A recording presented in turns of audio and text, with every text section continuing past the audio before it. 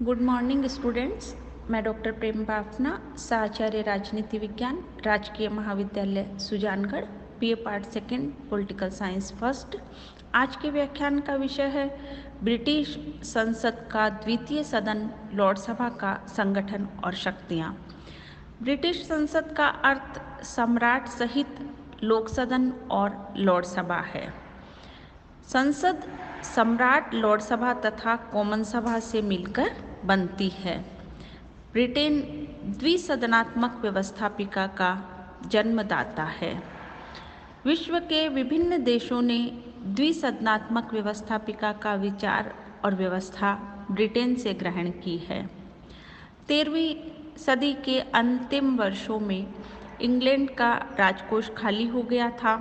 ऐसी स्थिति में 1295 में ब्रिटेन के सम्राट एडवर्ड प्रथम ने भारी मात्रा में नए कर लगाने की आवश्यकता अनुभव की और नए कर प्रस्तावों पर विचार करने के लिए 3 अलग अलग वर्गों, जिनमें सामंत वर्ग के प्रतिनिधि, धर्माधिकारी वर्ग और नगरों के प्रतिनिधियों को बुलाया। ब्रिटेन के संवैधानिक इतिहास में इसे ही मॉडल पार्लियामेंट के नाम से जाना जाता है। ब्रिटिश संसद के 2 सदन हैं। लोक सदन ब्रिटिश संसद का प्रथम और लॉर्ड सभा द्वितीय सदन है। इस बारे में ब्रिटिश संविधान के विकास के बारे में जब आप पढ़ेंगे तो आपको और विस्तृत रूप से जानकारी प्राप्त होगी कि ऐतिहासिक दृष्टि से लॉर्ड सभा इन दोनों सदनों में अधिक पुरानी है। ब्रिटेन में 3 शासन व्यवस्थाओं के लक्षण विद्यमान हैं: राजतंत्र, कुलीन तंत्र और प्रजातंत्र। राजतंत्र के प्रतीक के रूप में ब्रिटेन में सम्राट है। लोक सदन या कॉमन सभा और कैबिनेट लोकतंत्रीय संस्थाओं के प्रतीक है और लॉर्ड सभा कुलीन तंत्रीय संस्था है जिसके अधिकांश सदस्य कुलीन वर्ग में से आते हैं।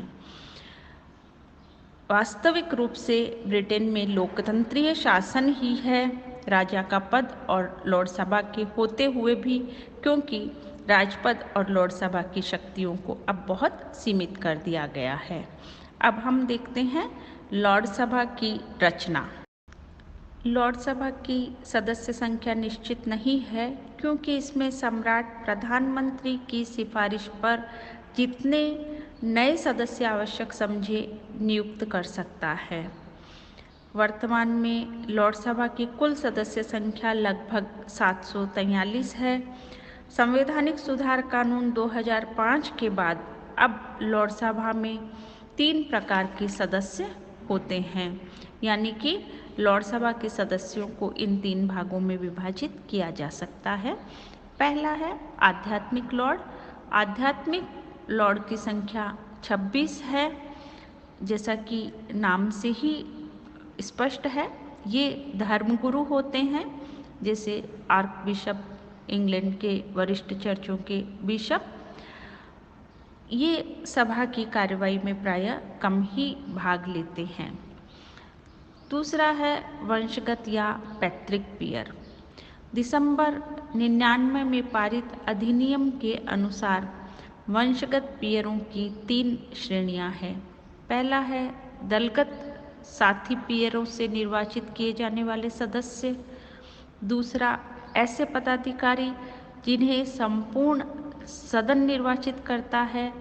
तीसरा राजघराने के सदस्य के रूप में ये सदस्य वर्तमान में 75 निर्वाचित दलीय सदस्य तथा 16 पदधारी सदस्य हैं। तीसरे प्रकार के सदस्य हैं आजीवन पीयर। 1958 के आजीवन पीयरेज एक्ट ने राजा को प्रधानमंत्री के परामर्श पर आजीवन पीयर नियुक्त करने की शक्ति प्रदान की है। जो सामाजिक राजनीतिक जीवन में प्रतिष्ठित और अनुभवी व्यक्ति है, उन्हें आजीवन पीयर नियुक्त किया जाता है। तो इस प्रकार वर्तमान में ये 3 प्रकार के जो हैं सदस्य, उनको हम 3 प्रकार के भागों में विभाजित कर सकते हैं। 2005 तक चौथे प्रकार के लोकसभा के सदस्य होते थे, वो थे लॉर्ड्स ऑफ अपील। संवैधानिक सुधार कानून 2005 के द्वारा लॉर्ड्स ऑफ अपील की व्यवस्था को समाप्त कर दिया गया है। अब जो महत्वपूर्ण बात है वो ये है कि विगत वर्षों में लोकसभा की रचना में जो परिवर्तन हुआ है वो यह है कि 1958 के पूर्व लोकसभा एक पुरुष सदन था पूर्ण रूप से, और कोई भी महिला लोकसभा की सदस्य नहीं हो सकती थी। आजीवन पीयरेज एक्ट 1958 के अंतर्गत यह व्यवस्था की गई कि सम्राट महिलाओं को आजीवन पीयर बनाकर लोकसभा की सदस्यता प्रदान कर सकता है। तो अब महिलाएं भी लोकसभा की सदस्य हैं। अब देखते हैं लोकसभा के सदस्यों के विशेषाधिकार। लोकसभा के सभी सदस्यों को भाषण की स्वतंत्रता प्राप्त है और उनके द्वारा सदन में कही गई किसी भी बात के आधार पर उन पर मुकदमा नहीं चलाया जा सकता। नेक्स्ट है कि संसद के सत्र के समय उन्हें गिरफ्तार नहीं किया जा सकता, यानी अधिवेशन काल में किसी सदस्य को बंदी नहीं बनाया जा सकता है।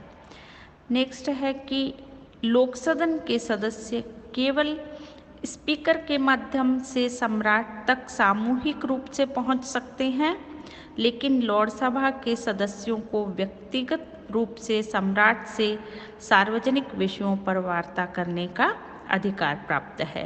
मतलब ये अधिकार लोकसभा के सदस्यों को ही प्राप्त है कि वे सम्राट के पास जाकर व्यक्तिगत रूप से जाकर सार्वजनिक मामलों पर बातचीत कर सकते हैं।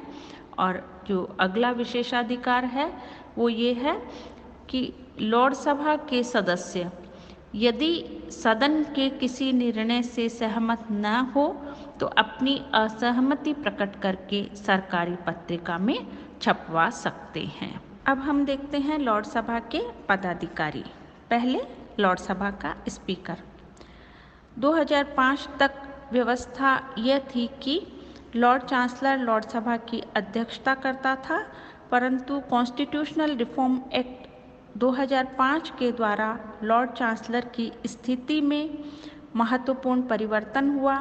वो परिवर्तन यह है कि अब लॉर्ड चांसलर लोकसभा की अध्यक्षता नहीं करता। लोकसभा की अध्यक्षता के लिए लोकसभा के स्पीकर पद की व्यवस्था की गई है।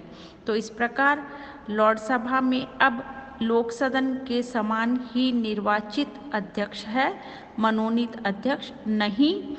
और लोकसभा के इस स्पीकर को लोकसदन के स्पीकर के समान ही सदन को अनुशासित और नियंत्रित रखने का अधिकार प्राप्त है। नेक्स्ट है लॉर्ड चांसलर। संवैधानिक सुधार कानून 2005 के बाद भी लॉर्ड चांसलर का पद बना हुआ है। अब लॉर्ड चांसलर लोकसभा की अध्यक्षता नहीं करता, वह मंत्रिमंडल का सदस्य मात्र है।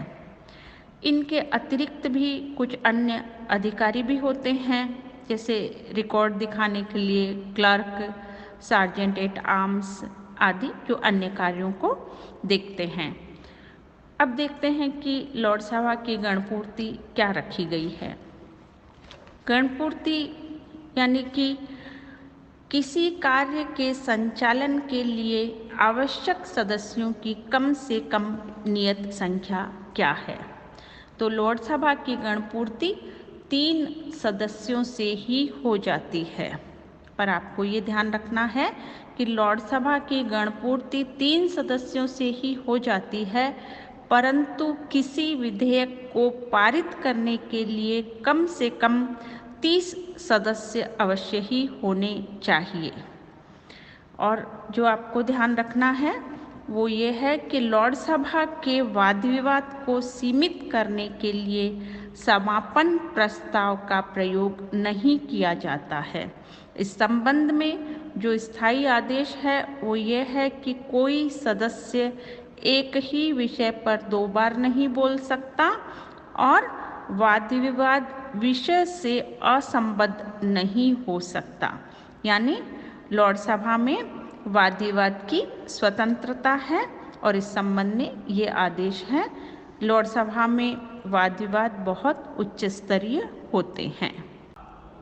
अब हम देखते हैं लॉर्ड सभा के कार्य तथा शक्तियाँ। लॉर्ड सभा की शक्तियाँ परिवर्तित होती रही है। 18वीं शताब्दी के अंत तक लॉर्ड सभा को लोक सदन की तुलना में अधिक शक्तियाँ प्राप्त थी।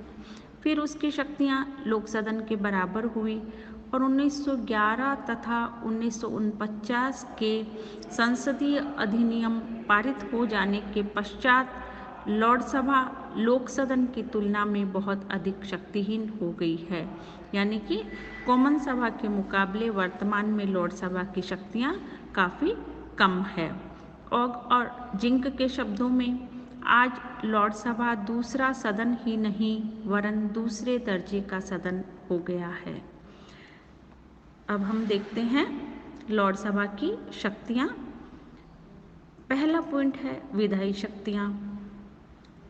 वित्त विधेयक के अतिरिक्त अन्य सभी विधेयक ब्रिटिश संसद के किसी भी सदन में प्रस्तावित किए जा सकते हैं। यानी कि जो सामान्य विधेयक है वो लॉर्ड सभा और कॉमन सभा दोनों में ही रखे जा सकते हैं। 1911 और 1949 के संसदीय अधिनियम पारित हो जाने के पश्चात अब स्थिति यह है कि लॉर्ड सभा अवित्तीय विधेयक को एक बार अस्वीकार कर उसे 1 वर्ष के लिए कानून बनाने से रोक सकती है। यदि लॉर्ड सभा द्वारा अस्वीकृत विधेयक को लोक सदन दोबारा पारित कर दे और इस बीच 1 वर्ष का समय निकल गया हो तो वह विधेयक सम्राट की स्वीकृति के पश्चात कानून बन जाता है, चाहे लॉर्ड सभा ने उसे स्वीकार किया हो या नहीं किया हो। 1 वर्ष का यह समय विधेयक को लोक सदन में पहले पारित होने के दूसरे वाचन की तिथि से लेकर उसकी दूसरी बार पारित होने के तीसरे वाचन की तिथि तक लगाया जाता है। इस प्रकार लॉर्ड सभा विधेयकों को प्रस्तावित करने, 1 वर्ष की अवधि के लिए विलंब करने और अपने विचारों के आधार पर सरकार एवं जनता को प्रभावित करने का कार्य करती है। सेकंड पॉइंट है वित्तीय शक्तियाँ। वित्तीय क्षेत्र में लॉर्ड सभा की स्थिति लोक सदन की तुलना में बहुत कमजोर है। वित्तीय विधेयक न तो पहले लॉर्ड सभा में प्रस्तावित किए जा सकते हैं और न ही लॉर्ड सभा विचार करने की प्रक्रिया के तहत अनिश्चित काल तक रोके रख सकती है। लॉर्ड सभा केवल 1 मास तक रोके रख सकती है। वित्त विधेयक के संबंध में लॉर्ड सभा सुझाव दे सकती है। यह सुझाव मानना या न मानना लोक सदन के विवेक पर निर्भर करता है। तो इस प्रकार 1 मास से अधिक देरी करने पर विधेयक को सम्राट की स्वीकृति के लिए भेज दिया जाता है। लॉर्ड सभा को धन विधेयकों पर केवल 1 मास की देरी करने का ही अधिकार है। थर्ड पॉइंट है कार्यपालिका से संबंधित शक्तियाँ। ब्रिटिश मंत्रिमंडल के लगभग 4 सदस्य लॉर्ड सभा में से लिए जाते हैं। लोक सदन की तरह ही लॉर्ड सभा को भी अधिकार प्राप्त है कि मंत्रिमंडल के सदस्यों से प्रश्न पूछकर प्रशासनिक विषयों के संबंध में जानकारी प्राप्त कर सकते हैं, सूचनाएं प्राप्त कर सकते हैं।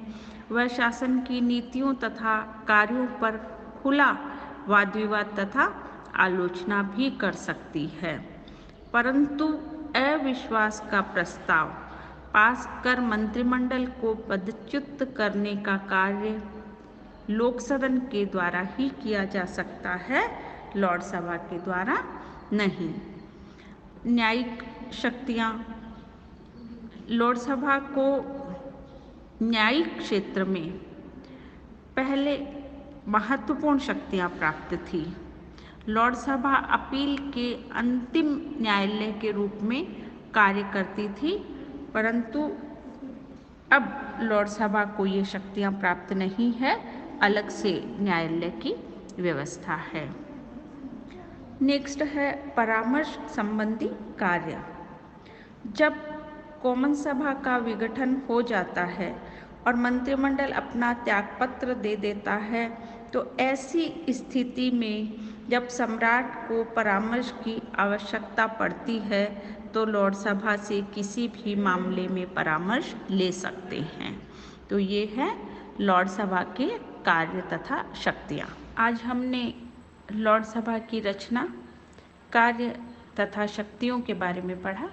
नेक्स्ट लेक्चर में लॉर्ड सभा की आलोचना और ब्रिटिश संवैधानिक व्यवस्था में लॉर्ड सभा की क्या उपयोगिता है, इस पर चर्चा करेंगे। Thank you.